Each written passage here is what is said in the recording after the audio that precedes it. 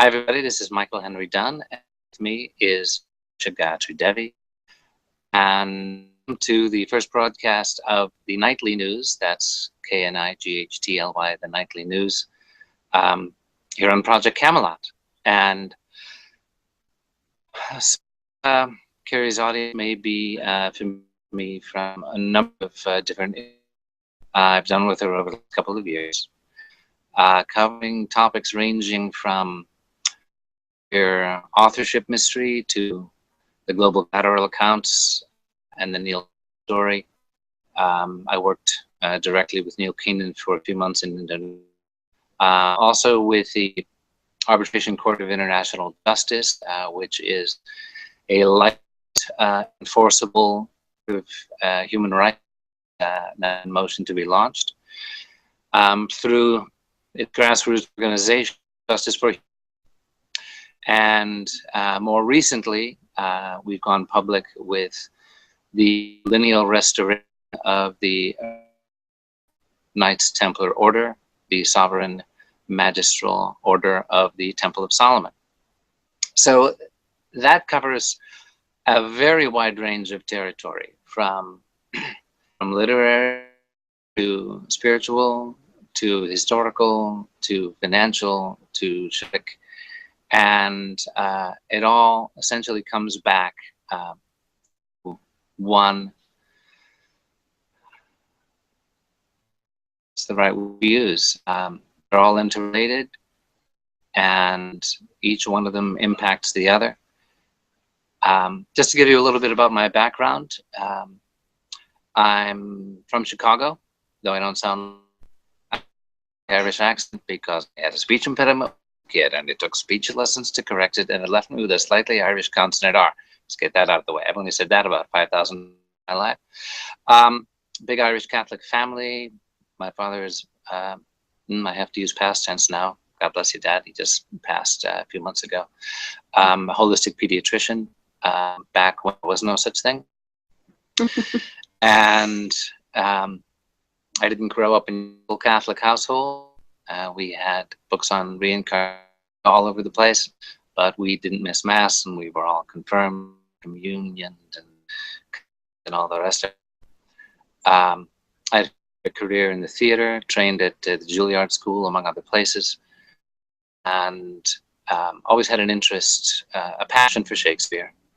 Always the stuff about how the guy from Stanford didn't write it, Poppy from who thought great writers had to go to university. And then I started to research, and I became fascinated with the facts and evidence there. So that essentially led me to my interest in lost history in the larger sense, knowing that vested interests will often present a certain version to serve the interests. And so that same dynamic played out once I began to investigate rumors of a financial reset, rumors of asset-backed currency, started to write blogs, contribute to blogs on the subject, which led to my being introduced to Neil. And I wrote the preface, his $1 trillion lot essentially against the cabal interests, the Fed Bank of New York, the World Economic Forum, the Italian Financial Police, friendly folk like that Neil filed for the recovery of the $144.5 billion in bonds that were with by a Vatican lawyer. Many of you might have read David Wilcock's Financial Tyranny, which really brought Neil's story more to light. And then in December of 2012, I created a video introduction for Neil's story, which got a lot of play. David Wilcock featured that. I subsequently spent several months with Neil in Jakarta as we were attempting to bring the global collateral accounts online, you might say, to have them be used for their original intended purpose, which was for humanitarian purpose. Neil, God bless him, is still in the fight there. dealing with setbacks and hanging in. He and I decided to focus on different things towards the end of 2013, and that is when I started on the Court of Human Rights, Arbitration Court of International Justice, which is the growth of the work with Neil Keenan, because we saw that obviously that case was not going to come to a legitimate court and be processed with due process. He did not really say that there would be an award of $1 trillion, which the Fed would humbly cough up. However, it was to bring out the story, to bring out the facts. Finding the proper jurisdiction in which to file that case became a problem. He withdrew the case in order to refile it with proper jurisdiction and better evidence. And I was working with journalism from Jakarta, which got a fair amount of attention at the time. That led to my meeting with Prince Judge Matthew of Thebes, who is an international judge, Egyptologist, archaeologist, lawyer, and about 6 other doctorate level skills that make him quite a unique individual. And he is also the Grand Master of the lineally restored Knights Templar Order. Just say quickly about Templars that if you Google Knights Templar, obviously you will get, apart from the Wikipedia entry on the actual history, there are a lot of organizations which claim to be the order. Some of them are hate-mongering anti-Muslims that are simply using the Templar legend, particularly this time whip up animosity. And it's like, press here for $89. We'll give you a Templar card, and you can sign on to the campaign to keep all those terrorists among the flood of refugees out. There are websites like that. There are bloodline organizations which rightly take pride in their Templar heritage. There is a Templar organization which was reconstituted in Napoleonic France. However, there's an entire page on legitimacy. I won't go into it at this time. If you go to knightstemplarorder.org, again, that's knightstemplarorder.org, it's all explained in a great deal of detail. The careful, lineal, legal restoration of the order offers service and legitimacy and international stature to be able to reach out to all the different threads of cultural Templarism, the bloodline, the spiritual, the esoteric, the Magdalene, the full spectrum of the many different that the Templars had to disappear to after 1307, when they were persecuted by King Philip IV of France. So we're not here to tell any other Templar organization that they are not, quote unquote, the Templars. We will very emphatically denounce any organizations using the Templar order to promote hate, violence, interreligious strife, and that's being done. So you will hear from us when that occurs. To all the other Templar orders out there, the chivalric legitimacy, canonical legitimacy, international law legitimacy can help us all. And it is of real impact in the world, because what we're doing is focusing on what the Templar missions always were, which is human rights, defending the oppressed against tyranny, defending sacred knowledge, faith harmony, direct communion with God, and promoting the essential values of chivalry, which are nothing less than the highest values of universal values of humanity that transcend religion. To keep your word, to honor and defend your family and your heritage, to seek direct communion with God. These, this is part of our cultural DNA. The Knights Templar as a legend, as the beginning of chivalry, we use words, all of us, every single day, in which those threads, those inspirations are buried, and now, for a long time, have been tainted and pulled down. And our job is to pull them back up and to do our best to live by the temple rule of Saint Bernard of Clairvaux and by the universal code of chivalry. You'll find all those fairly simple lines on the website. And that comes back to, okay, what's the impact? What are you guys doing? You care about, chivalry. We have very specific impact that we are focused on. The Arbitration Court of International Justice is a licensed court of human rights based on existing international law.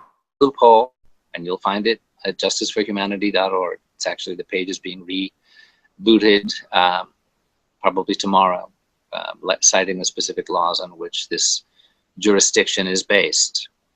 Justiceforhumanity.org is a grassroots organization. Essentially, it's about divorce. There's mercy and compassion and negotiation, but only when divine justice is in their face. And the Judge's Manual of Human Rights, which Prince Judge Matthew is completing, is an exhaustively thorough analysis and explication of every single international law, which, lack of a better word, the cabal, NATO,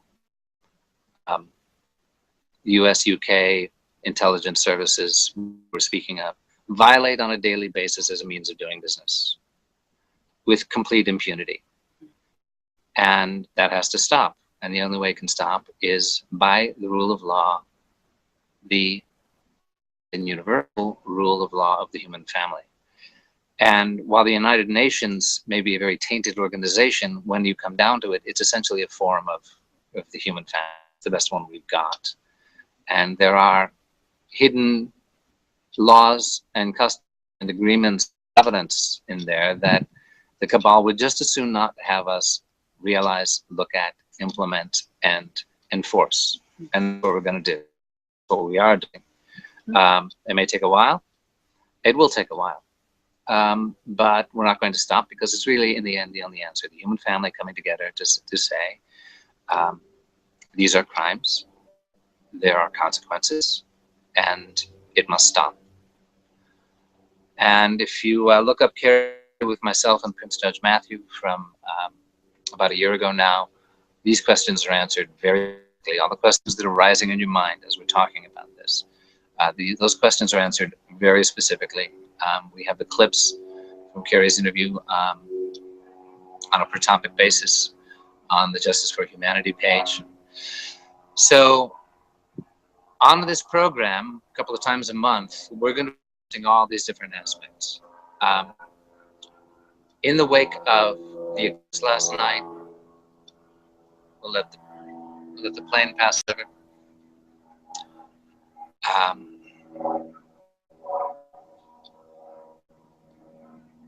That one's not laying down a chemtrail, I'm happy to say.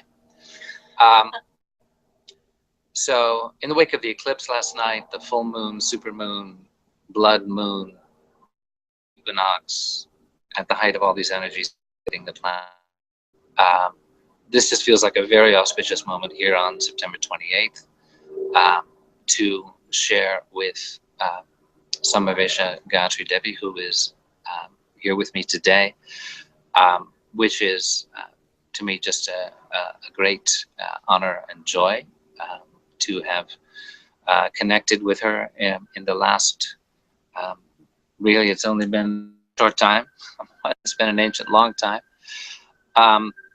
And Samavesha, you shared with me, for a second here, actually it's on my cell phone,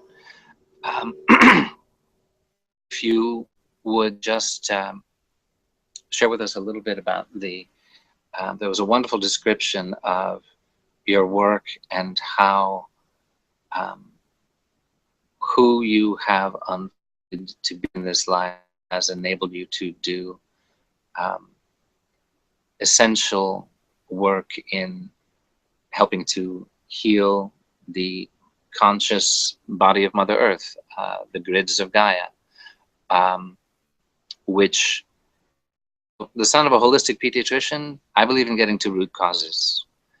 And stopping impunity is one, and the highest level energetic battle going on, in which you win the battle by essentially rebooting planet's love lines, you might say.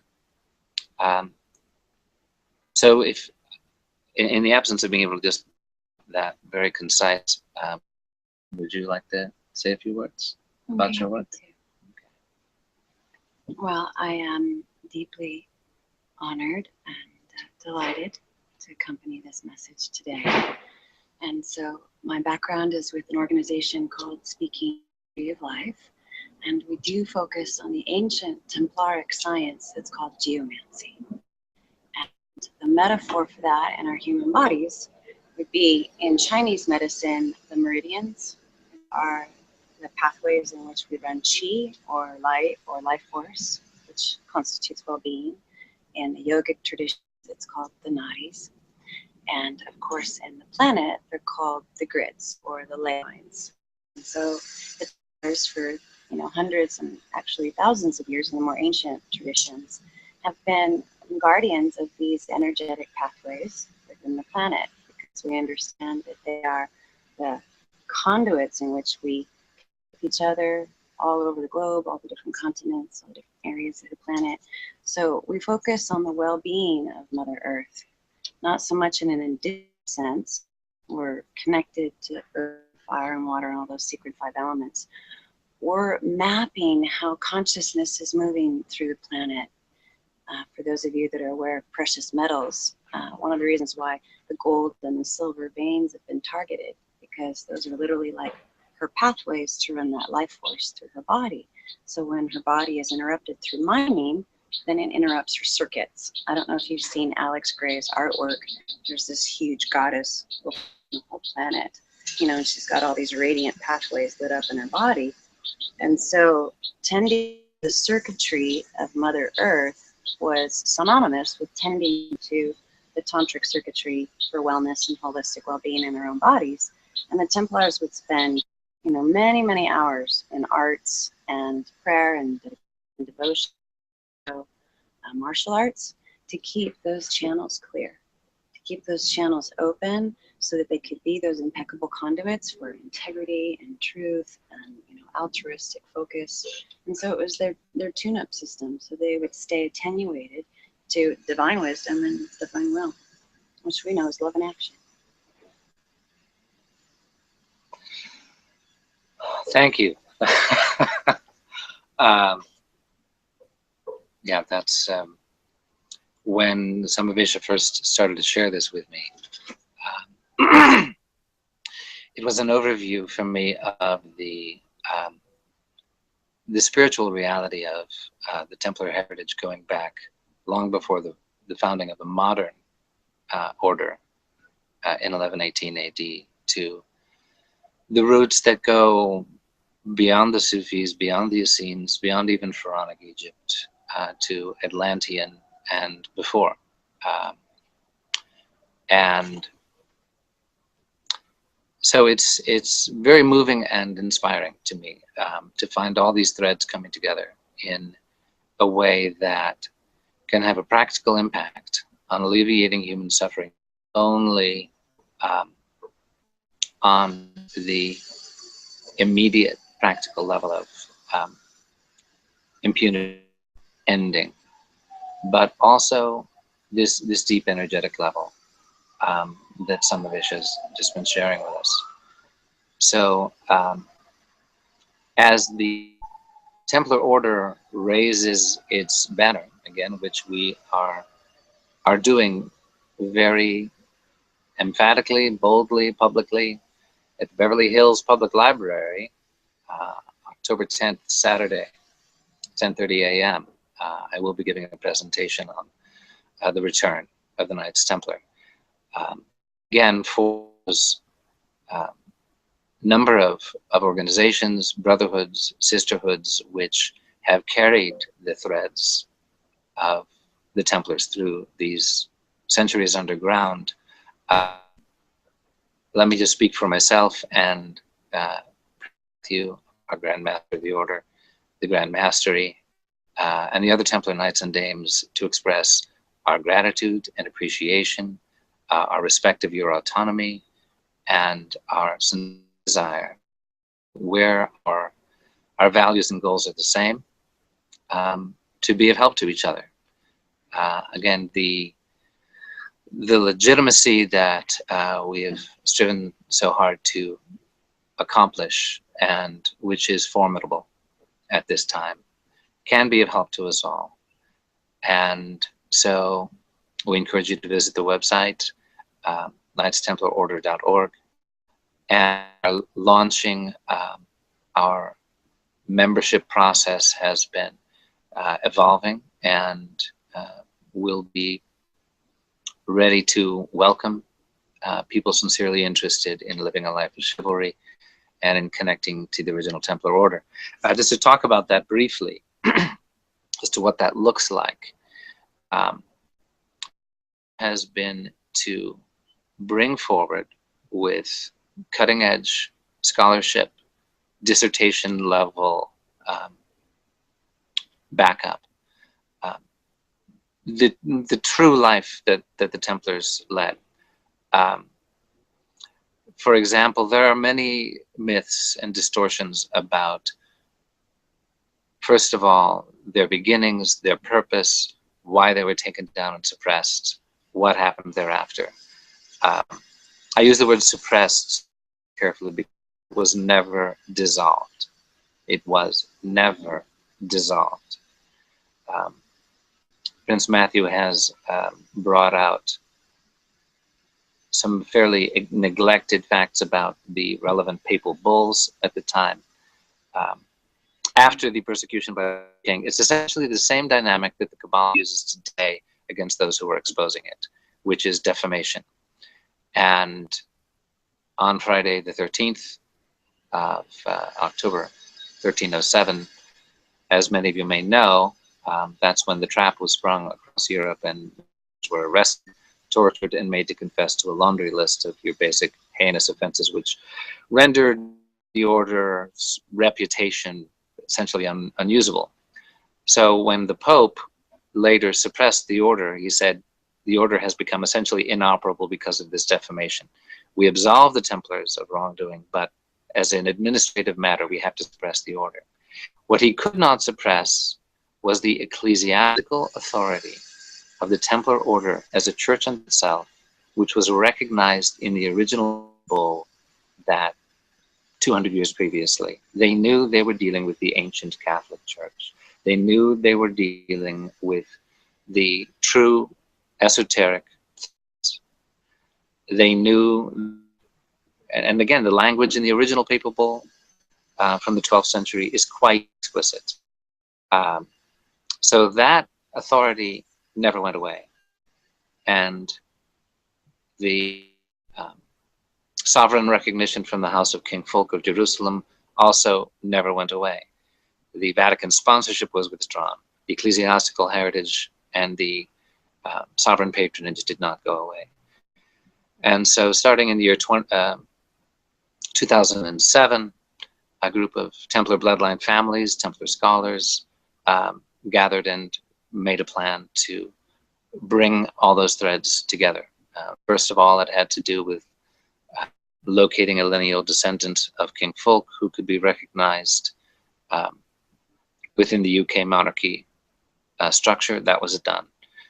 Multiple other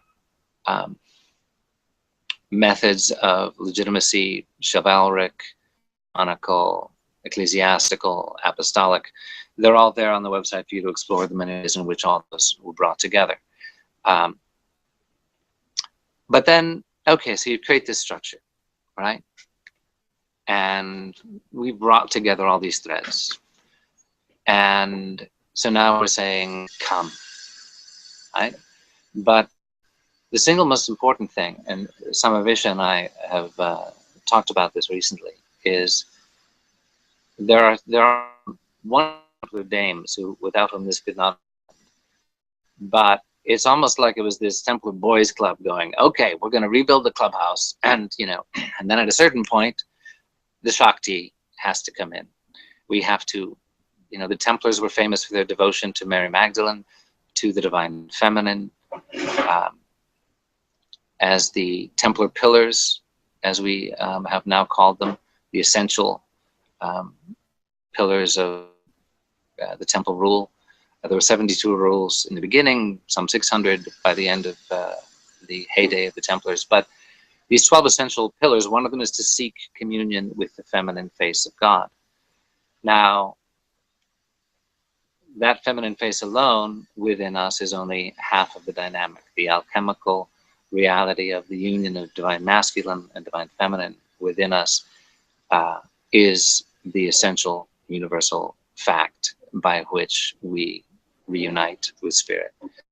Um, and so the rise of the divine feminine, we're all talking about it, but it is essentially the reunion of divine masculine and divine feminine, without which we're just going back, off-kilter seesaw thing. Time for that to end. Matriarchy is really not any more pretty than patriarchy. Enough of the archies. So we have been making outreach to the sisterhoods, and they have their authentic, long time stream of underground spiritual vitality, particularly in the south of France, but also now here in California, that carry the Cathar heritage, the Templar heritage, the Magdalene heritage in a living spiritual reality. So as we open up the Templar Order to membership, it's really a great and to be connecting with and finding the ways in which we can be of mutual service with the sisterhoods who have carried Dylan reality. So that makes all the historic moment here on September 20th, 2015. And, the stories of what Carrie has had to deal with, and problems and glitches and resistances. It's fairly a little miracle that we're having a conversation which is happening on instead of the elaborate setup which had to deal with glitches and resistances. Carrie's had to do that before. But it feels like a really wonderful historic that's happening here. So going forward with the nightly news, and thanks to Grand Dame Davis of the Templar Order giving us that really good title. She's a brilliant social media strategist, visionary, rebel, to whom I'm greatly indebted and who's my very dear friend. So the nightly news, as we're going forward, we'll be interviewing Robin Davis. We'll be interviewing Prince Judge Matthew of Thebes. We will continue to bring out more of the great riches that Samavisha and her family of spiritual brothers and sisters share with us. And so it's a very exciting moment. I want to ask Samavisha, about the energies of the last week, the autumnal equinox, the full moon, the eclipse, thing that you feel happening in the world. Is there anything you'd care to share about your experience of this moment and going forward, how you see what we can encourage people to focus on? Yes. So from my background in this movement, one of the core values of a Templaric order is full divine embodiment. Virtues and these sacred covenants live inside of every single atom and cell and molecule and particle of our body as being a vessel in service to that divine covenant and divine will in action. And so a dear friend of mine in the Sangre de Cristos Mountains calls it shift. Bill Bueller, bring down the insight from creation, from the cosmos, from the celestial, anchor it in our bodies, and then sit with the deepest, innermost truth of where it can serve the greatest good in our day-to-day, every. And so when you speak of the balance between the divine masculine and the divine feminine, a lot of people get that as kind of an intellectual awareness, kind of. And so just like the dojos of, the ancient Asian cultures, the stars would line up with the planetary cycle, which would be the equinoxes and the solstices. And particularly when we had the equinox right before the eclipse, you're seeing heavenly bodies kind of play out what's already true and ever present inside of ourselves. And so there would be ancient Templar rituals twice a year on the equinox, because that's when you have 12 hours of sunlight and 12 hours of moonlight, representing the sun and the moon, which archetypally is the representation of the masculine. And just like Carl Jung, who's a brilliant Gnostic, each and every one of us has an inner anima and an inner animus. And we would set up literally the technology of a prayer field on these 2 days every year, so that we would use the wisdom of that feminine intuition to guide us into the most impeccable, practical implementation of our highest mission. And so in some sense, I was told that the divine feminine is like this radiant jewel, like the diamond herself, with all the different facets of that knowing and gnosis. And yet without a setting for that jewel, you can't experience the few modalities that would give it its lustrous radiance. And so together inside of us, it's like that perfect setting, the most radiant form of the diamond body or the diamond soul or the diamond consciousness. And particularly when you have eclipses, of course, each and every one of us knows that we have a subconscious, that we have an unconscious. And so the eclipses were then utilized as a deep window to what might be in our blind spot. It's one thing to claim what we stand for and then notice that there might be some hidden or unconscious resistance. And so these eclipses were viewed as purification chambers so that we could shed the old skins. In shamanic terms, it's snake medicine.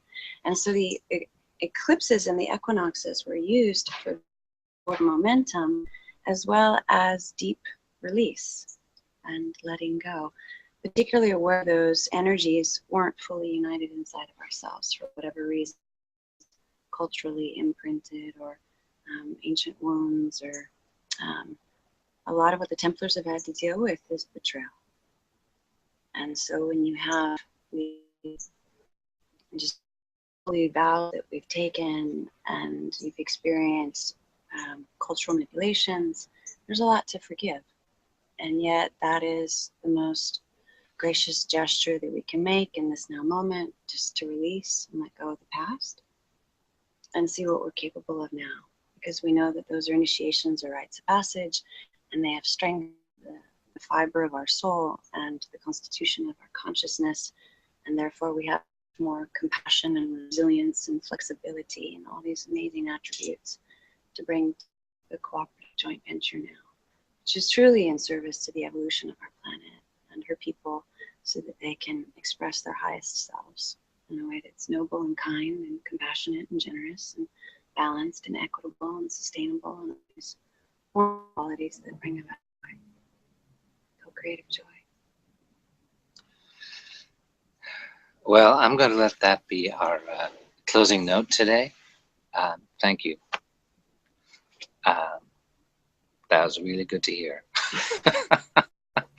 So thank you all for being with us. Those of you who hung on with us through the technical glitches, and we hope many of you are able to view this again, share it with friends once the link is up on YouTube. And once again, great thanks, salutations to Carrie Cassidy and to her team for everything Carrie has done over the last decade to bravely carry on the revelation of truth. God bless you, Carrie. Thanks, Brian, uh, for your great help in making all this possible today from Carrie's team. And so with that, we're going to sign off, and we will be back with the nightly news, KNIGHT, in a couple of weeks. So God bless us all. Thanks so much. Continued. To be continued. Bye for now.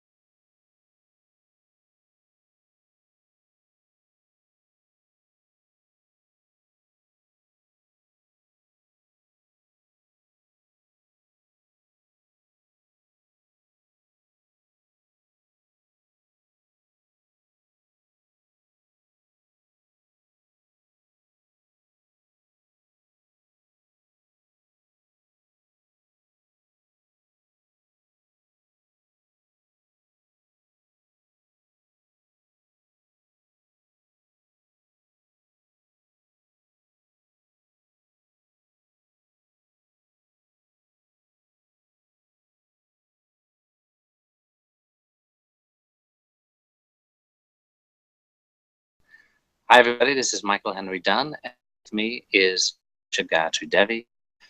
And welcome to the first broadcast of the Nightly News. That's KNIGHTLY, the Nightly News, here on Project Camelot.